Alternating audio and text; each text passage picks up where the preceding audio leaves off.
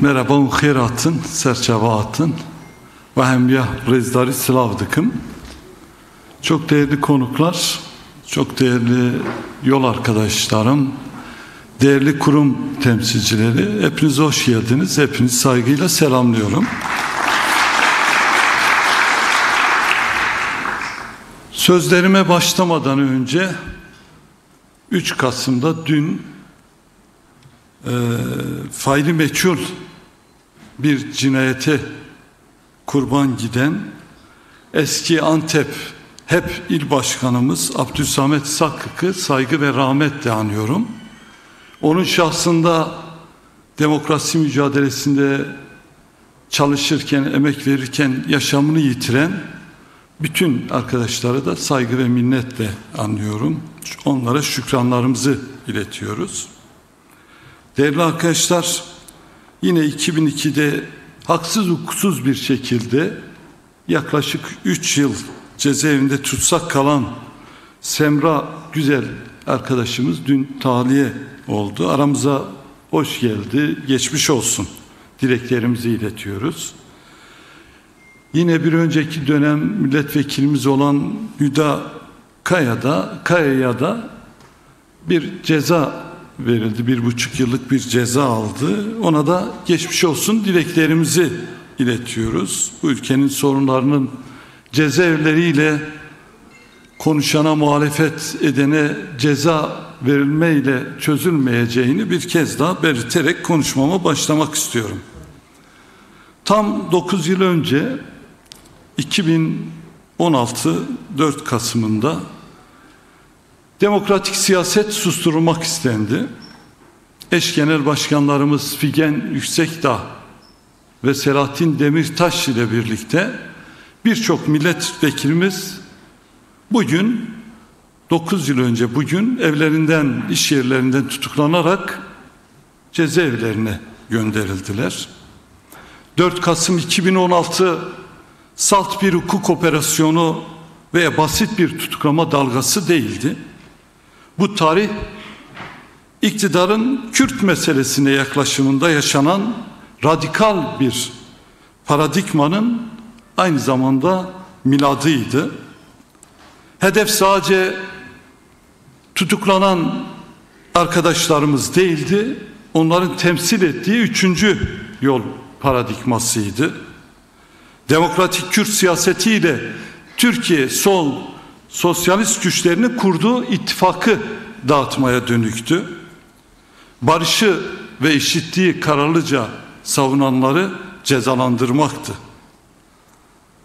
4 Kasım'da siyasi iradeye yapılan müdahale kısa bir süre sonra yerel yönetimlerle devam etti. Yine o tarihlerde birçok belediyemize kayyumlar atandı. Bugün Sayın Ahmet Türk de burada, onun da içerisinde olduğu birçok belediye iş başkanlarımız ve yöneticilerimiz de bu kumpas davaları sonucu cezaevlerine konuldu. O gün döşenen yol bugün Hakkari'den İstanbul'a uzanan kayyumlarla devam ediyor. Bu süreç hukukun bir siyasi araç olarak kullanılmasına geçişi hızlandırdı. Bugün birlikte yaşıyor, görüyoruz. 4 Kasım sonrasında hukuk çok daha fazla keyfiyet alanına çekildi. Geçen tüm zorlu süreçlere rağmen ne biz dışarıda kalanlar ne de içeride olan arkadaşlarımız mücadele etmekten vazgeçmediler. Hiçbirimiz geri adım atmadık. Onun için bugün buradayız. Barışın, eşitliğin, özgürlüğün en ön saflarında yer almaya devam ettik. Biz mecliste, arkadaşlarımız cezaevlerinde, biz meydanlarda, onlar mahkemelerde adaleti ve barışı savunmaya devam ettiler. Demokratik siyaseti susturmak isteyenlere yanıtımız barışın dili susmaz, barışın dilini susturamazsınız oldu. Bugün konuştuğumuz barış süreci tam da 4 Kasım'da dayatılan tasfiye politikalarına karşı gösterilen mücadelenin, sabrın ve kararlılığın bir meyvesidir. Şimdi bu sürecin selameti için kumpas davaları artık sona ermeli. Barış konuşacaksa kumpas bitmeli. Bakın dün AİHM Selahattin Demirtaş hakkında 8 Temmuz 2025'te verdiği kararda Kobani davasındaki tutukluğun siyasi saiklerle sürdürüldüğünü açıkça tespit etmiş ve tahliyesini istemiştir. İktidarın 8 Ekim'de son gün yaptığı itiraz reddedildi. Böylece Selahattin Demirtaş Kobani kumpas davasında yargılanan arkadaşlarımızın kararı kesinleşmiş oldu. Türkiye, AİH'in 46. maddesi gereği bu ve daha önce verilmiş AİHM kararlarına uymakla yükümlüdür. Bu nedenle vakit kaybetmeden bir an önce başta Figen Yüksekdağ, Selahattin Demirtaş ve Kobani kumpas davasında yargılanan bütün arkadaşlarımız artık serbest bırakılmalıdır. Dün de ifade ettim. Türkiye'nin normalleşmesi ve toplumsal barışın tesisi hukuka uymaktan geçer. Bu hukuksuzluğu sürdürmenin vicdani ve siyasi karşılığı artık kalmamıştır. Bu kısır döngü, bu ayıp artık bitmelidir. Yüksekdağ, Demirtaş, Ali Ürküt, Nazmi Gür, Alp Altınörs, Günay Kubilay, Aynur Aşan, Bülent Parmaksız, Dilek Yağlı, İsmail Şengül, Pervin Oduncu, Zeynep Karaman, Zeynep Ölbeci, Zeki Çelik artık özgür olmalıdır.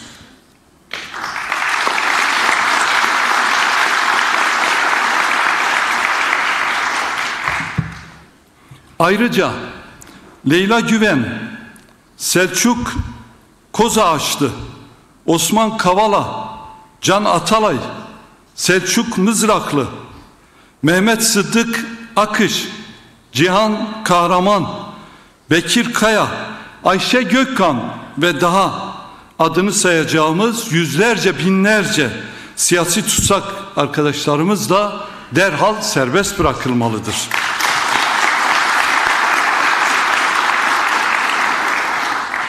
Yine Selim Sadak gibi sürgünde bulunan arkadaşlarımız da artık kendi topraklarına dönmelidir. Kumpas dosyaları kapanmalı, demokratik siyasetin alanı genişletilmelidir. Barışın temeli demokratik siyasettir. Sürecin güvencesi de demokratik siyasettir. Tam da 4 Kasım'ın yıl dönümünde bir kez daha çağrımızı açık ve net bir şekilde yapmak istiyoruz. Sürgündeki arkadaşlarımız ülkesine, tutsak siyasetçiler meydanlara, barış da artık bu topraklara dönmelidir diyoruz.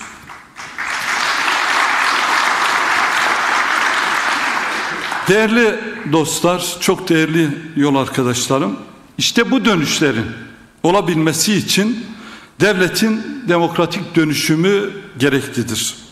1 Ekim'de başlayan süreç sadece bir barış süreci değil, bu aynı zamanda devletin demokratik dönüşümünün imtihanıdır.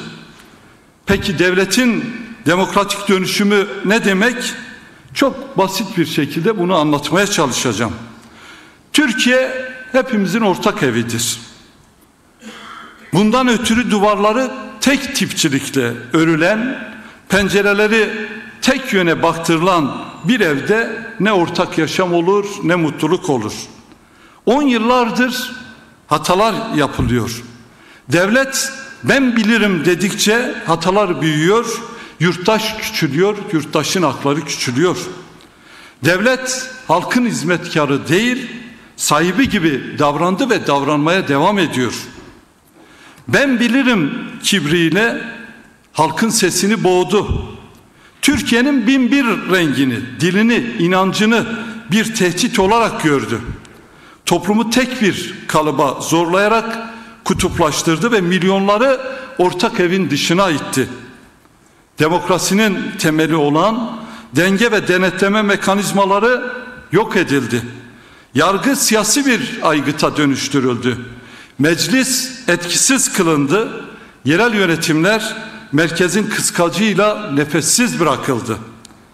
Kim kimi denetliyor belli değil. Bir denetleyen var mı? O da belli değil.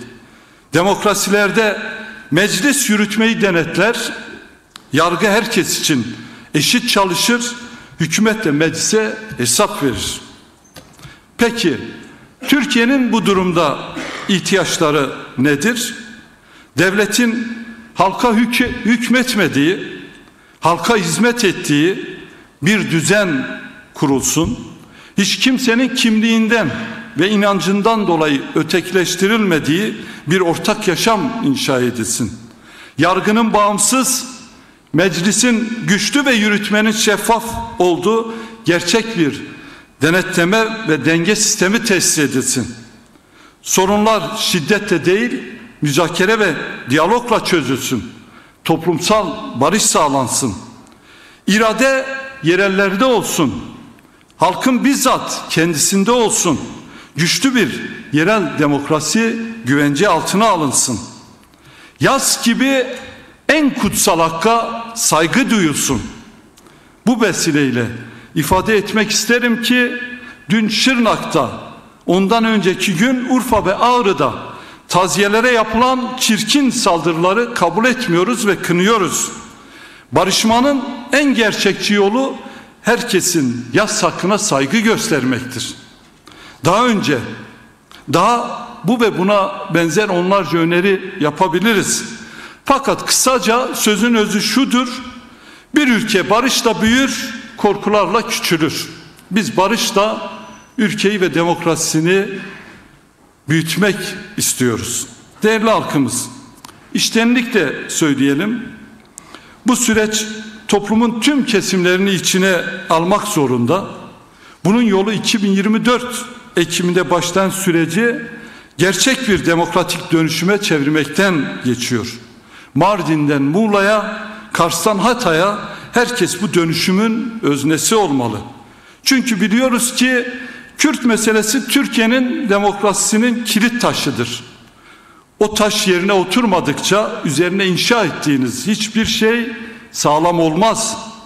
Haliyle Kürt meselesi çözüldükçe Türkiye demokratikleşecek. Demokratikleşme genişledikçe hepimiz daha özgür ve rahat nefes alacağız. Bu vesileyle dün heyetimiz Sayın Öcalan'la bir görüşme gerçekleştirdi. Bir de açıklama yaptılar. Sayın Öcalan'ın herkese, hepimize, Türkiye'deki emekçilere, yoksullara selam ve sevgileri var. Sağlığı ve moralinin güçlü olduğunu arkadaşlarımız söylediler.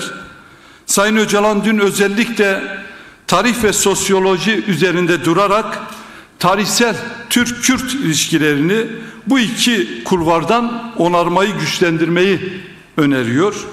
Tarihi bir mesele için büyük çalışmalar yapıldığını, bunu yaparken de özellikle çizgiler çekerek değil, kapsayıcı şekilde yıkıcı ve negatif değil, pozitif bakmak gerektiğinin altını özellikle çizdiğini belirtti arkadaşlarımız. Son olarak da Kürt olgusunun Cumhuriyet'in yasallığına dahil edilmesi için demokratik entegrasyona dikkat çekerek ciddiyet ve sorumluluğa herkesi davet ettiğini belirtmiş. Peki bunu nasıl yapacağız? Elbette demokratik entegrasyon yasalarını geçirerek yapacağız. Peki nedir bu demokratik entegrasyon? Çünkü herkes bu süreci biraz kendisine göre okuyor, kendisine göre tarif ediyor. Biz gerçeğini söyleyelim. Demokratik entegrasyon kavramı özce birbirine alışma, birbirine sahip çıkma, birbirine uyumdur. Demokratik entegrasyonu zıttı olan asimilasyonla kıyaslayarak açıklamaya çalışacağım. Çünkü birileri bu süreci asimilasyon süreci olarak tarif ediyorlar. Yıllardır bu topluma dayatılan asimilasyon unut der. Dilini unut, Kimliğini unut, benliğini unut, onurunu unut, benim gibi ol der asimilasyon. Asimilasyon eritir, yok eder, tek tipleştirir. Sayın Öcalan'ın önerdiği demokratik entegrasyon ise var ol der. Sen Kürt olarak, o Türk olarak, diğeri Süryani olarak, Alevi olarak hep birlikte demokratik cumhuriyetin eşit yurttaşları olarak yaşayalım der. Biri yok eder, diğeri kucaklar. Biri reddeder, diğeri sahip çıkar. İşte ikisinin arasındaki fark bu kadar net ve açıktır. İşte demokratik entegrasyon, haklar ve inançların kendi diliyle, kültürüyle, kimlikleriyle özgürce yaşamasının adıdır. Devletin buradaki görevi halkları birbirine benzetmek değil, herkese eşit mesafede durup her birinin kendi kökleriyle büyümesini garanti altına almaktır. Bu yüzden demokratik entegrasyon sadece Kürt sorununun çözümü değil, Türkiye'nin topyekün demokratikleşmesinin anahtarıdır. Kimsenin devlete ters düşerse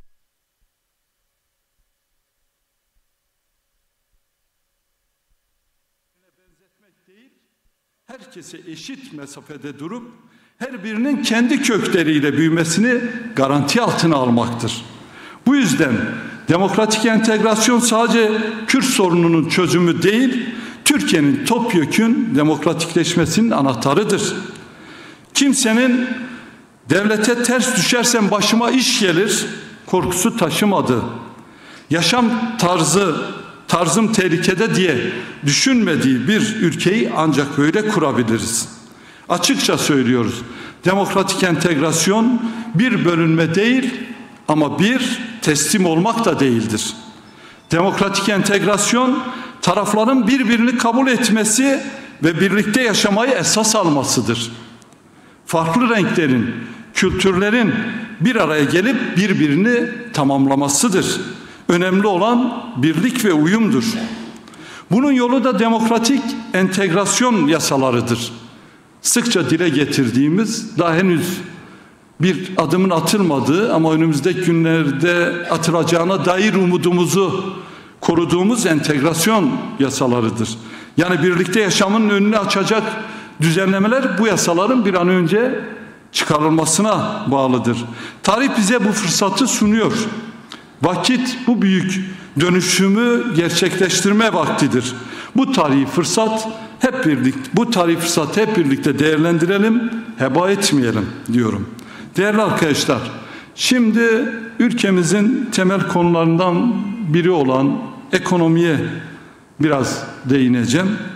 Ülkenin en büyük yarasına, kime dokunsan bin ah işittiğin bir meseleye, açlık ve sefalete biraz değineceğim. Milyonlar neredeyse kuru ekmeğe muhtaç.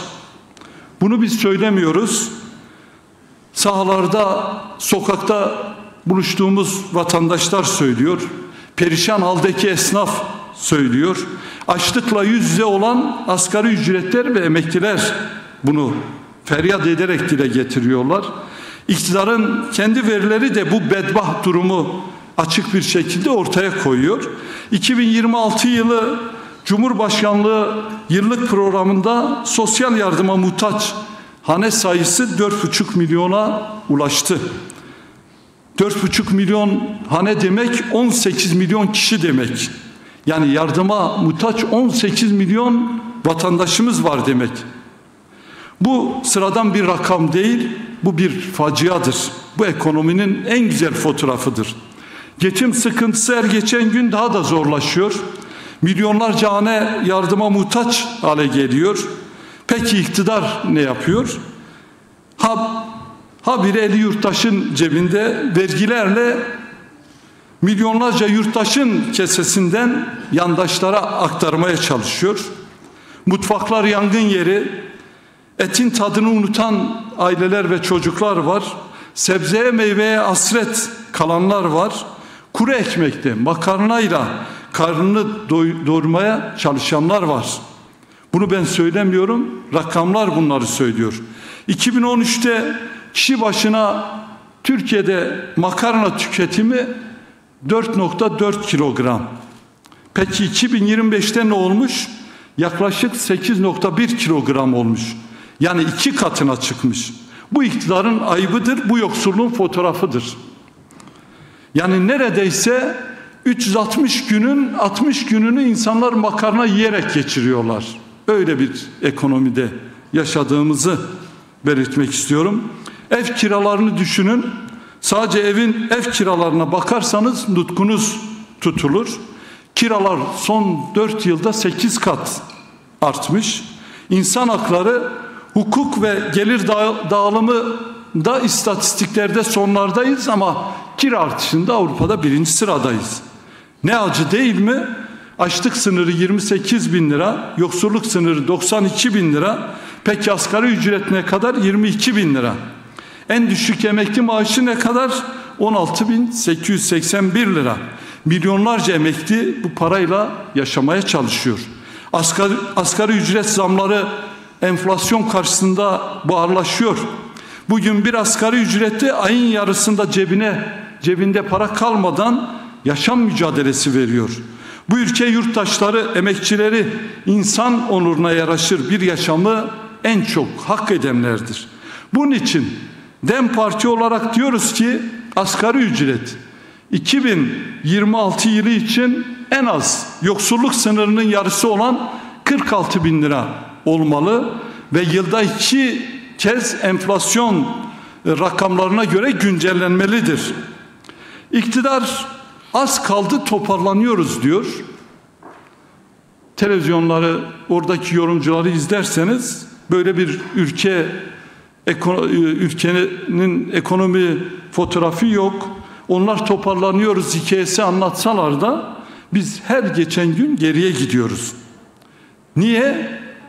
Düzelecek gibi değil. Çünkü emekliye asgari ücretliye değil, varsa yoksa sermaye yandaşa çalışma yapıyorlar. 2 yıldır düşecek denilen enflasyon yine yükselişe geçti. Üretim yavaşladı.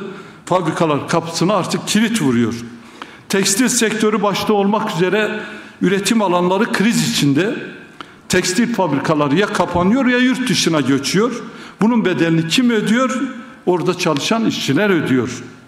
Ama bir taraftan da işçiler, emekçiler direnmeye devam ediyor. Bu vesileyle Digel tekstilde direnen kadın işçileri, Smart Solar'da direnen, hakkını arayan işçileri ve onların onurlu direnişlerini selamlıyoruz. Başarılar diliyoruz. Yanlarında olduğumuzu belirtmek istiyoruz.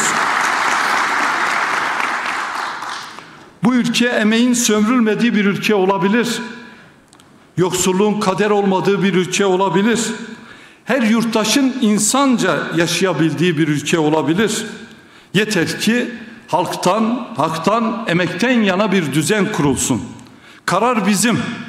Emeğin hakkını, halkın iradesini ve herkes için onurlu yaşamı güvenceye alan düzeni birlikte kurana kadar mücadele edeceğiz, mücadele etmemiz gerekiyor.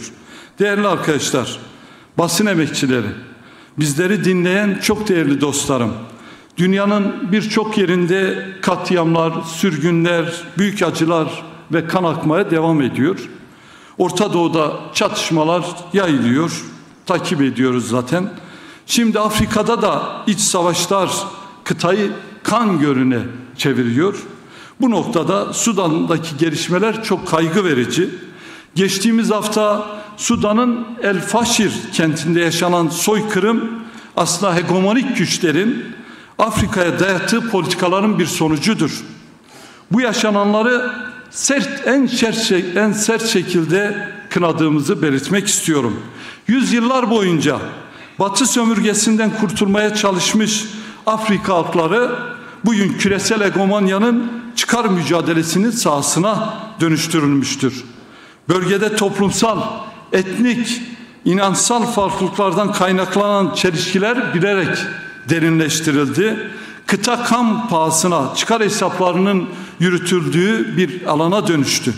Tıpkı 1994'te Ruanda'da Hutuler ile Tutsilerin sömürgeci politikalarla nasıl düşmanlaştırıldığı ve bunun nelere mal olduğunu acı bir şekilde gördüğümüz gibi bugün Sudan'da yaşananlar da benzerdir. Farklı gruplar arasındaki siyasi husumetler derinleştirildi. Her iki tarafta farklı güç odakları tarafından silahlandırıldı. Ortaya çıkan tablo soykırım eşiğidir. Sonra hegemonik güçler çıkıp ne diyor?